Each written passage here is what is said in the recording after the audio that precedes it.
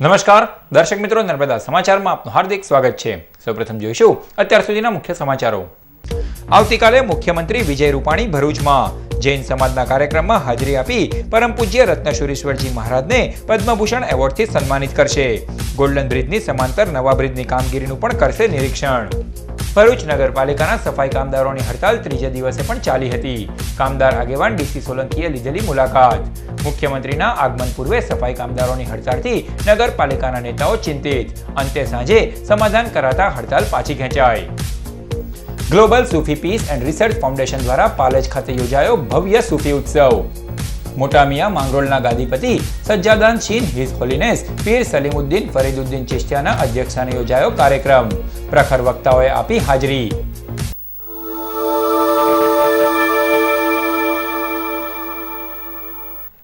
ભરૂચ નગર સેવા સદનના સફાઈ કામદારોની હડતાલ ત્રીજા દિવસે પણ યથાવત રહી હતી, જે મોડી સાંજે ધારાસભ્ય શ્રીની દરમિયાનગીરીથી સમાધાન થયું હતું। નગર સેવા સદનના સફાઈ કામદારો પોતાની માંગણીઓને લઈ અચોક્કસ મુદ્દતની હડતાલ પર ઉતર્યા છે। આજે ત્રીજા દિવસે પણ તેઓની હડતાલ યથાવત રહી। આજ રોજ કામદાર આગેવાન ડીસી સોલંકીએ હડતાલ પર ઉતરેલા કામદારોની મુલાકાત લીધી અને તેઓને ટેકો જાહેર કર્યો હતો। તેઓએ પણ કામદારોની માંગણીઓ સંતોષવા માટે નગરપાલિકાને અપીલ કરી હતી। કર્મચારીઓ એટલા ને એટલા છે, એમને કાયમ કરવામાં આવતા નથી અને એમને કાયદેસરના જે હક્કો ગણવેશ પણ આપવામાં આવતા નથી, ઉપરથી જુલમ કરવામાં આવે। આ પરિસ્થિતિ ખરેખર દુઃખદ બાબત છે। તમામ કામદારોને જે એના હક છે એમને મળવા જોઈએ, એમને કાયમી કરવા જોઈએ। પવાડીના કામદારોને પણ કાયમી કરવા જોઈએ। 30 વર્ષથી જે કામદારો કામ કરે છે એમને જો આ ન્યાય આપવામાં નહીં આવશે તો ઉગ્ર આંદોલન કરવામાં આવશે। અત્રે નોંધવું રહ્યું કે ગુરુવારના રોજ મુખ્યપ્રધાન વિજય રૂપાણી ભરૂચ ખાતે આવી રહ્યા છે, ત્યારે સફાઈ કામદારો હડતાલ ઉપર ઉતરી ગયા હતા। ત્યારે નગરને ચોખ્ખું ચણાટ કેવી રીતે કરાશે તે એક પ્રશ્ન હતો। વળી કામદારોની માંગણીઓને કેટલાક ભાજપાના જ આગેવાનો ગૂંચવી રહ્યા હોવાનો પણ ગણગણાટ શરૂ થયો હતો। ત્યારે બુધવારે સાંજે સફાઈ કામદારો સાથે બેઠક કરી તેઓની માંગણી સંતોષવાની બાહેધરી આપી સમાધાન કરાયું હતું। આમાં ભરૂચના ધારાસભ્ય દુષ્યંત પટેલે પણ દરમિયાનગીરી કરી હતી, જેના પગલે સફાઈ કામદારોએ પોતાની હડતાલ પાછી ખેંચી લીધી હતી। પણ આ કર્મચારીનું હિત જળવાવું જોઈએ, એમણે એગ્રી થયા છે, સરકારશ્રીમાં બેઠેલા છે। મને વિશ્વાસ છે કે પૂરેપૂરું આપણે અહિત નહીં થાય।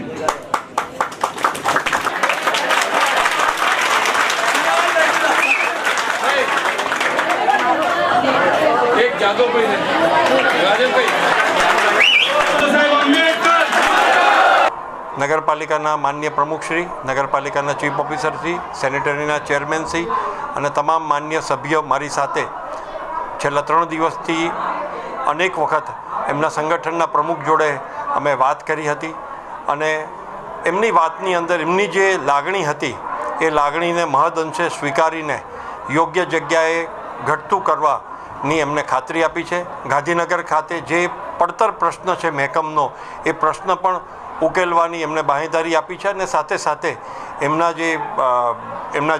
જે કોઈ પ્રશ્ન નગરપાલિકા ખાતે પેન્ડિંગ હતા એનો સુખદ ઉકેલ અત્યારે આવે છે અને આથી આ સમયે સમાધાન થયેલ હડતાલ પૂર્ણ થાય છે।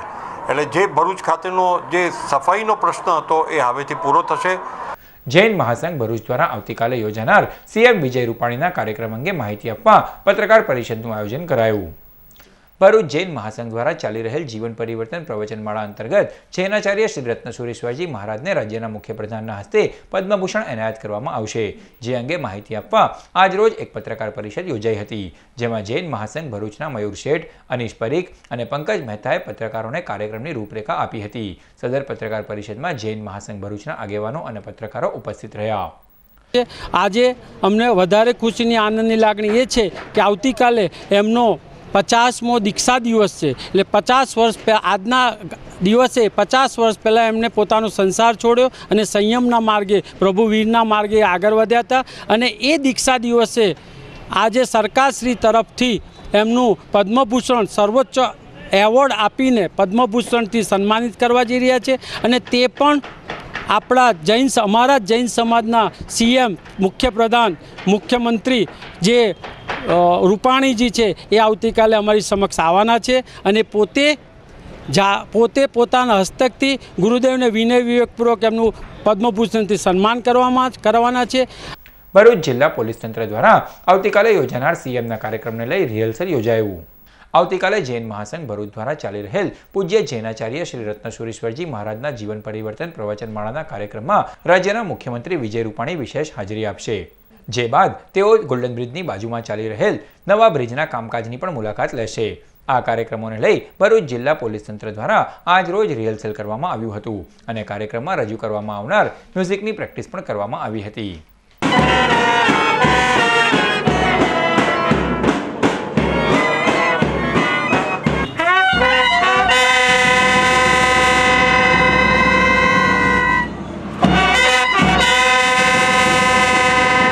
આવતીકાલે ભરૂચ ખાતે માનનીય સીએમ સાહેબના બંદોબસ્ત માટે અત્રે મક્તમપુર વિસ્તારમાં એક જૈન સમુદાયનો એક કાર્યક્રમ રાખવામાં આવ્યો છે.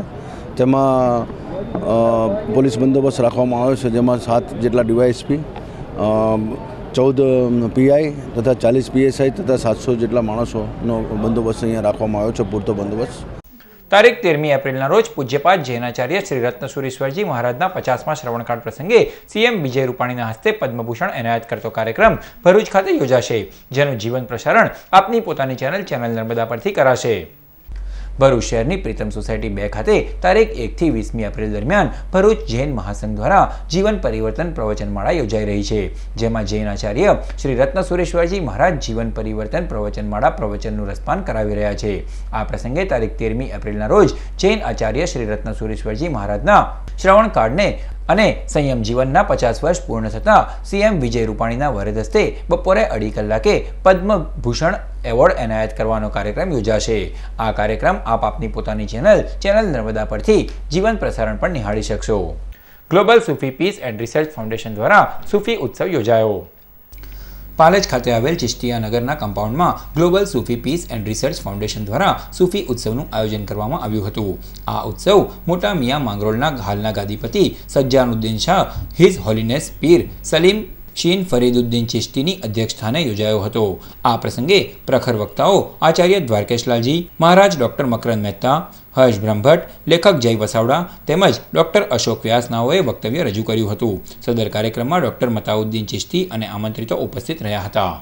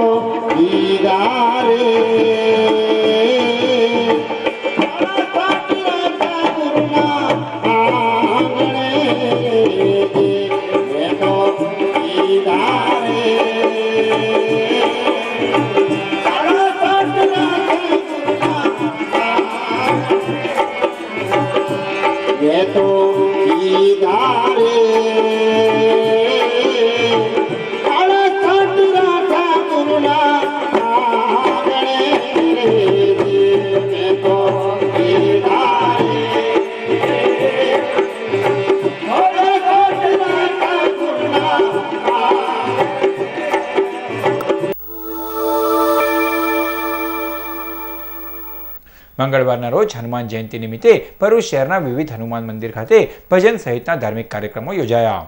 ગત રોજ હનુમાન જયંતિની ભરૂચ શહેરમાં વિવિધ ધાર્મિક કાર્યક્રમો યોજી ઉજવણી કરવામાં આવી. શહેરના ચકલા વિસ્તારમાં આવેલ સિદ્ધિવિનાયક મંદિર ખાતે 56 ભોગના દર્શન અને બડેલીખો વિસ્તારમાં હનુમાન યાગ તથા ફાટા તળાવ ખાતે રાણા યુવક મંડળ દ્વારા હનુમાન જયંતિ નિમિત્તે ભજનનો કાર્યક્રમ યોજાયો. જ્યારે દાંડિયા બજારના યુવકોએ પ્રસાદીનું વિતરણ કરી શ્રદ્ધાભેર હનુમાન જયંતિની ઉજવણી કરી, તો જૂના બજાર ખાતે મહાઆરતીનું આયોજન કરાયું. આ પ્રસંગે વિસ્તારના ભક્તોએ આરતી ઉતારી ધન્યતા અનુભવી.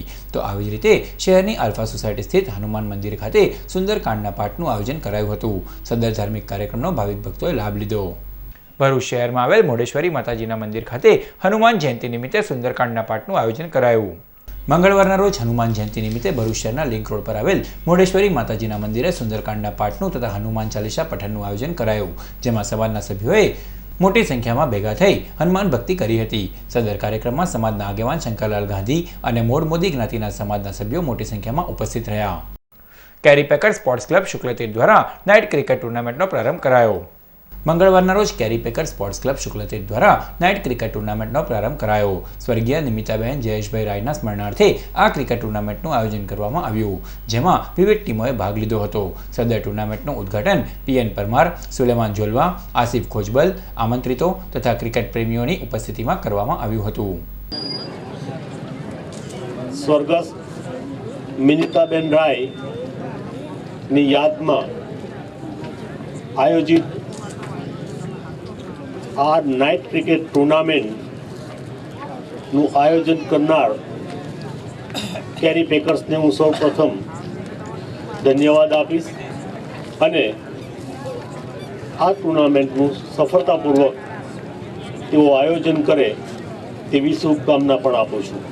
ભરૂચના નંદેલાવમાં આવેલ નીલકંઠ રો હાઉસના સાંઈનાથ મંદિર ખાતે સાંઈ સચ્ચરિત્ર કથાનું આયોજન કરાયું.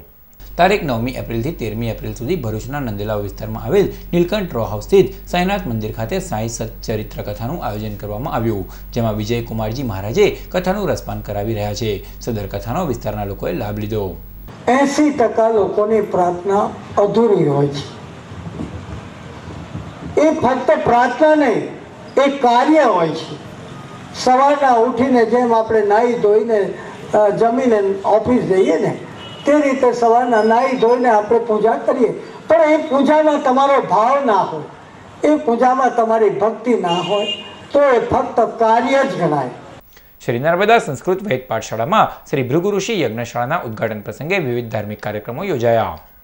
જાડેશ્વર વિસ્તારમાં આવેલ તપોવન સંકુલ સ્થિત શ્રી નર્મદા સંસ્કૃત વેદ પાઠશાળામાં શ્રી ભૃગુ ઋષિ યજ્ઞશાળાનો શુભારંભ અને હનુમાન જયંતિ નિમિત્તે લઘુરુદ્ર સહિતના વિવિધ ધાર્મિક કાર્યક્રમો યોજાયા.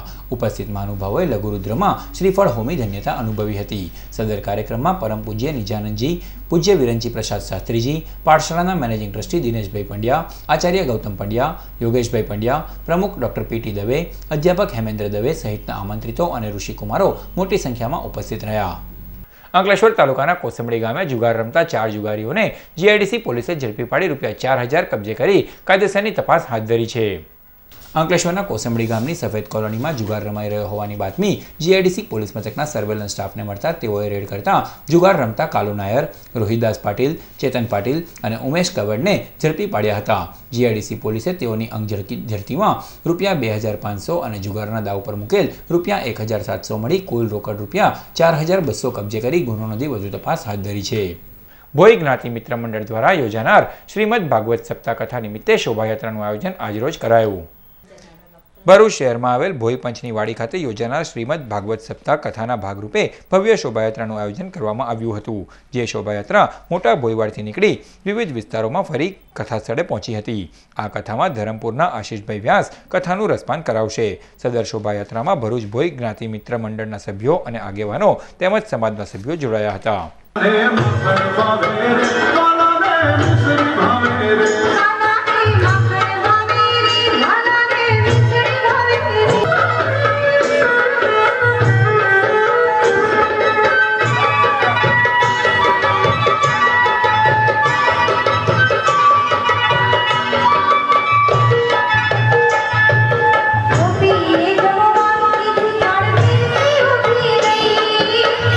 ભરૂચ શહેરના ફાટા તળાવ વૈરાગીવાડ ખાતે આવેલ નીલકંઠેશ્વર મંદિરે પ્રાણ પ્રતિષ્ઠા મહોત્સવ યોજાયો.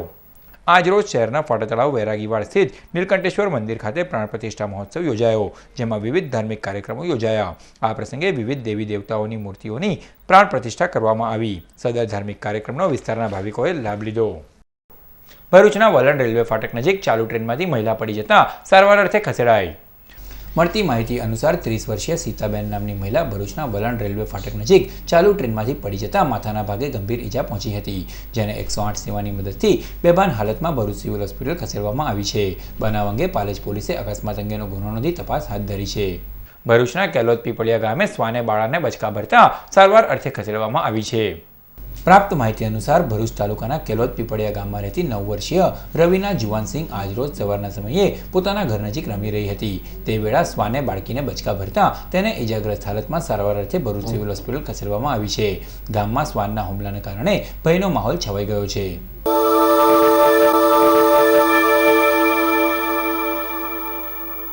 સમાચાર પૂર્ણ કરતા પહેલા મુખ્ય સમાચારો પર ફરી એક નજર. આવતીકાલે મુખ્યમંત્રી વિજય રૂપાણી ભરૂચમાં જૈન સમાજના કાર્યક્રમમાં હાજરી આપી પરમ પૂજ્ય રત્નશુરીશ્વરજી મહારાજને પદ્મભૂષણ એવોર્ડથી સન્માનિત કરશે. ગોલ્ડન બ્રિજની સમાંતર નવા બ્રિજની કામગીરીનું પણ કરશે નિરીક્ષણ. ભરૂચ નગરપાલિકાના સફાઈ કામદારોની હડતાલ ત્રીજા દિવસે પણ ચાલી હતી. કામદાર આગેવાન ડીસી સોલંકીએ લીધેલી મુલાકાત. મુખ્યમંત્રીના આગમન પૂર્વે સફાઈ કામદારોની હડતાલથી નગરપાલિકાના નેતાઓ ચિંતિત. અંતે સાંજે સમાધાન કરાતા હડતાલ પાછી ખેંચાઈ. Global સૂફી peace and research foundation દ્વારા પાલેજ ખાતે યોજાયો ભવ્ય સૂફી ઉત્સવ. મોટા મિયા માંગરોળના ગાદીપતિ સજ્જાદાન શીન હિઝ હોલીનેસ પીર સલીમુદ્દીન ફરીદુદ્દીન ચિશ્તિયાના અધ્યક્ષસ્થાને યોજાયો કાર્યક્રમ. પ્રખર વક્તાઓએ આપી હાજરી. તો આ હતા અત્યાર સુધીના નર્મદા સમાચાર. નવા સમાચારો સાથે ફરી મળીશું. નમસ્કાર.